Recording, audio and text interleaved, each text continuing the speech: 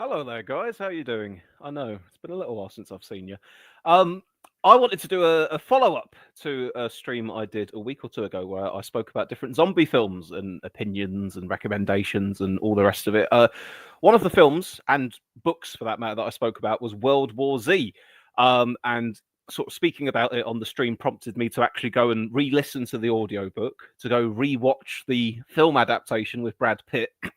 So with that kind of fresh in my mind now, I thought I'd expand a little bit on some of the thoughts that I gave you in the previous stream. So to start with the book, World War Z, the book.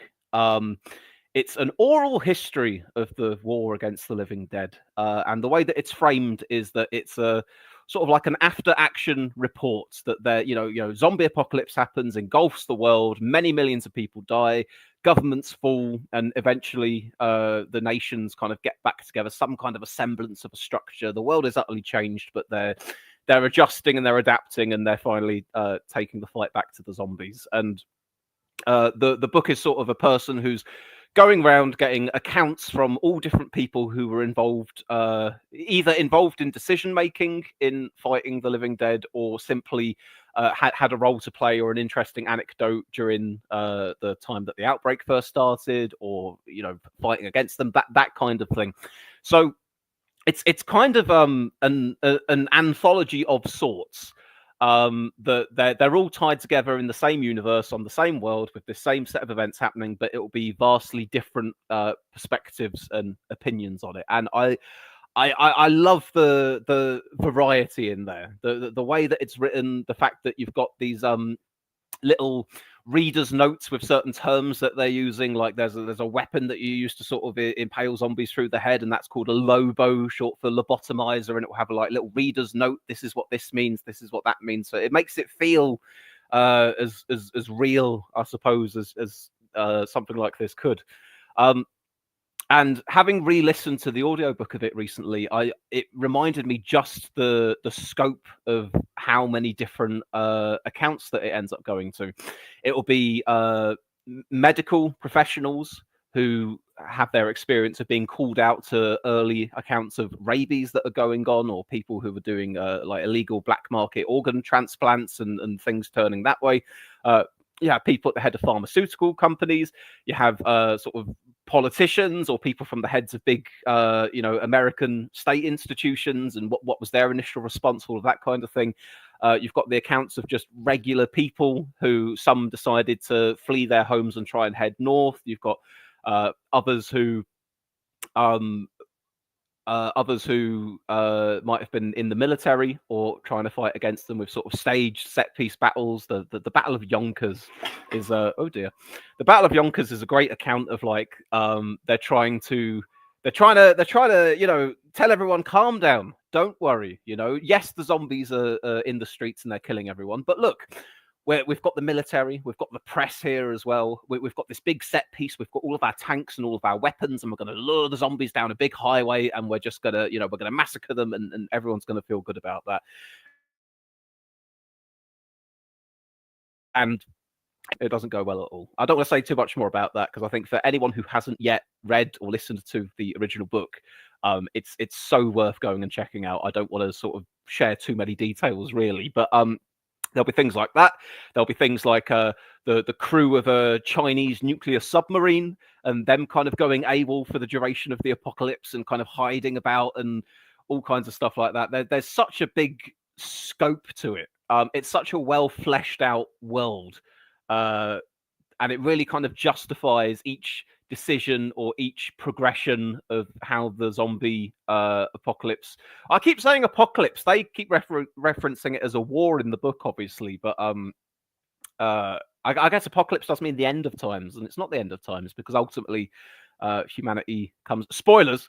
Ultimately, humanity starts to push back against the zombies. But there's such a richness of all the different kinds of stories you get. You get accounts from a shut-in Japan who spends all of his time online, and he's only forced to accept the real reality of the zombie apocalypse once all of the power gets cut out and he's no longer got access to the internet. And then he's up in this apartment block that he lives in. His parents haven't been back for a week or something, and he's got to go, oh shit, looks out the window, zombies everywhere.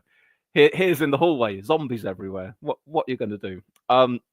So I absolutely love this book. I think it's one of the richest kind of imaginable worlds of zombies that I think I've ever encountered. And I do go back and sort of read it or listen to it. Usually listen to it every few years. It makes excellent background listening because the audiobook is about, I want to say the better part of like 12 hours long or something. So you can just have it on in the background, let it wash over you.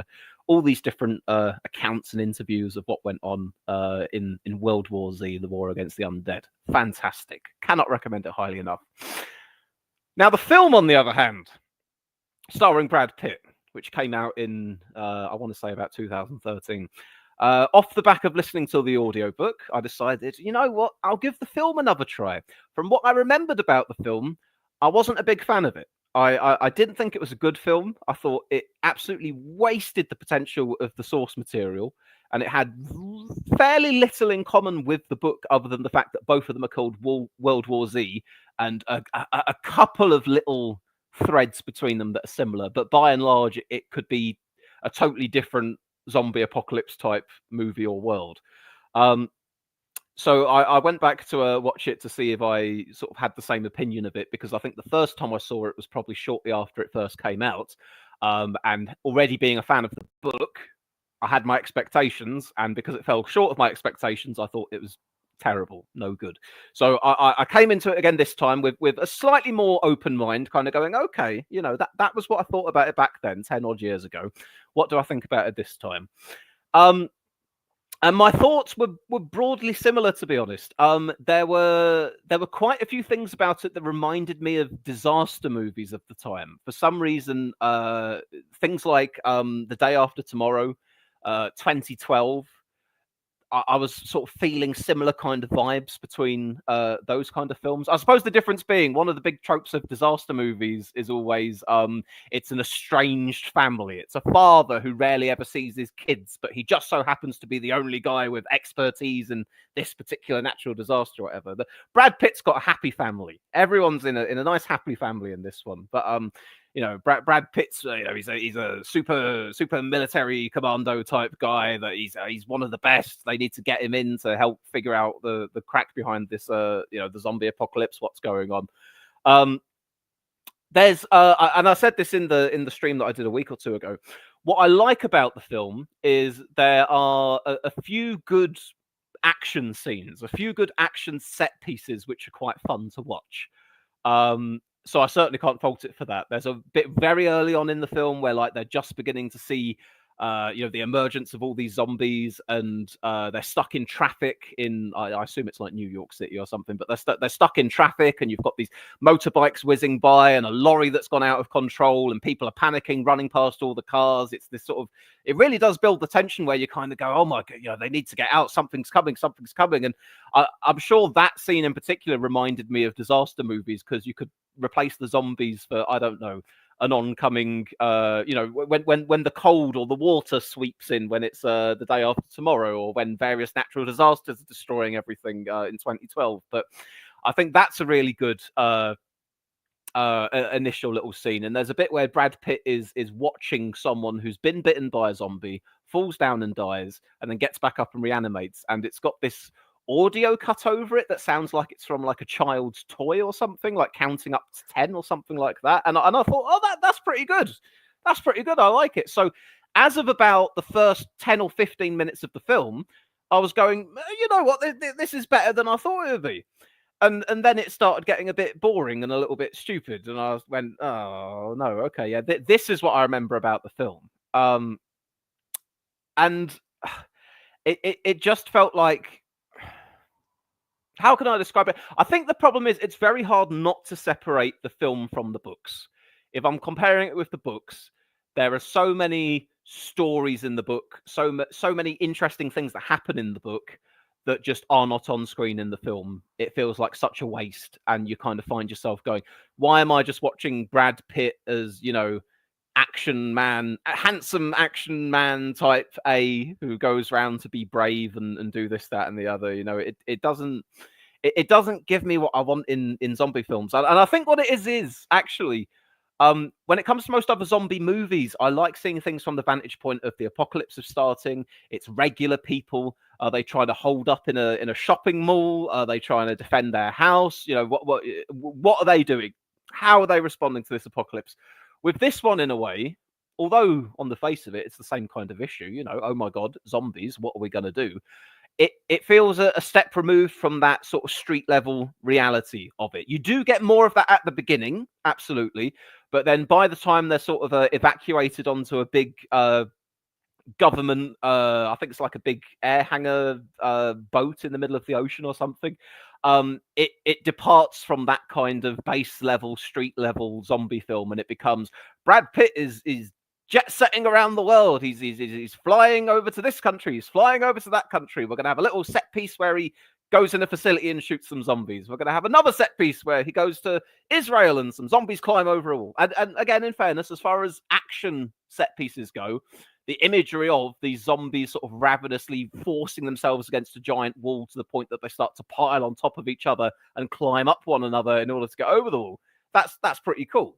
I think one of the advantages of the film is just that there are parts of it that were cool to watch, but too often I was getting bored by some of the other scenes. And in the end, you know, they go to the World Health Organization. What can we do about these zombies? Oh, we found a little glitch. If you infect yourself with a bunch of different diseases, the zombies will ignore you because they only want to, you know, bite healthy people rather than sick people.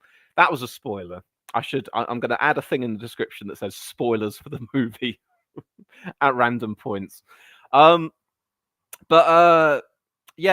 I still think that it could have been such a better film. If I try to imagine the book doesn't exist and it was just a film in of itself, World War Z, I'd probably think it was okay. I'd probably think it was passable, you know? But again, in the context of the fact that there's this amazing book that it's based off of, and they use so little of the content of that book. There's a couple things here and there that they borrow from it. There's elements of in Israel, they have this idea that a thing called like the 10th man doctrine or something like that, where if everyone agrees about a potential threat not being a real threat, that it's the duty of the 10th man to disagree and keep digging, and that translates from the book to the film. That someone who helped sort of engineer Israel's response to the zombies, which is, you know, erecting big walls, trying to get everyone into safer areas, having like, you know, dogs sniff out who might potentially be infected, whatever. They copy that over, the idea that, you know, everyone was going, no, there's no way the dead could be walking. All right, then one guy has to investigate to see just in case that's actually the case. And then he comes back and goes, oh yeah, that is the case, I suppose. But yeah, compared to the book, I think actually, to be honest, the book could easily be adapted into a 2 or 3 film franchise. And it wouldn't be spread too thinly. I think the sheer volume of content from the book, you could have the first film being about the very initial outbreak, the idea that, you know, zombies are starting to come around, but it's kind of suppressed at first. People aren't sure what's true and what isn't. You know, is it a zombie virus? Is it something called like some form of rabies that's out there? Is it possible to get a vaccine to inoculate yourself from it?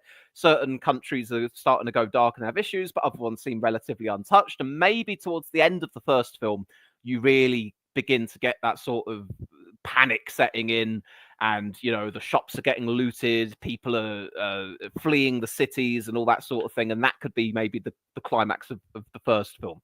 The second film, you see the further destruction of humanity and societies around the world. You start to see how the military is trying to respond to this going on, how governments are trying to evacuate countries, what's happening to people fleeing to the ocean who end up getting on boats and all sorts of things like that, you know, as the world truly starts to crumble. And by the end of that film, you have basically, yeah, the zombies have won. You know, vast swathes of every continent in the world is just filled by the undead now. You've got little pockets of survivors, you know, holed up in castles and on boats and little islands, stuff like that. But by and large, it's looking pretty Pretty dire. And then the third film could be about the fight back, about the plans that they start to put together of how they're going to fight the zombie threat, about the set piece battles that they create to sort of try and sweep away all of the zombies, about how they try and sort of reconstruct the world and society and the remnants of all these countries coming together and deciding what they're going to do to fight back against these zombies. And finally, you sort of end it with a, this is where we are now, blah, blah, blah. I could see that as being the main three beats of a trilogy of films based off of the book World War Z. And there's absolutely enough material in that book to make it happen. It's a shame, really, that by and large, the film, the most that it has in common with the book really is the fact that it's called World War Z and it's got zombies in it. That's about it. But as far as so much else from the actual book itself, it's completely skipped over and thrown out. So a great shame. If I'm going to give you some ratings here, because we like assessing things numerically, do we not? That feels like a nice way to end my little my little 2 cents on World War Z. If I'm going to rate the book out of 10, I'm going to give it a 10. Seriously, I don't think I've ever given anything a 10 out of 10 ever in doing YouTube in rating stuff. But if it's a book that I think is that good, I could not really think of a way for it to be improved other than it being longer. And it's already a fairly sizable book, but obviously you just want more of it. If I'm coming back to it every few years and listening to the audiobook time and time again, because I think it's such a rich world that it creates, I couldn't really come up with much to make it any better than it is. I think it's an amazing book written by Max Brooks. So 10 out of 10 for World War Z, the book. World War Z, the film.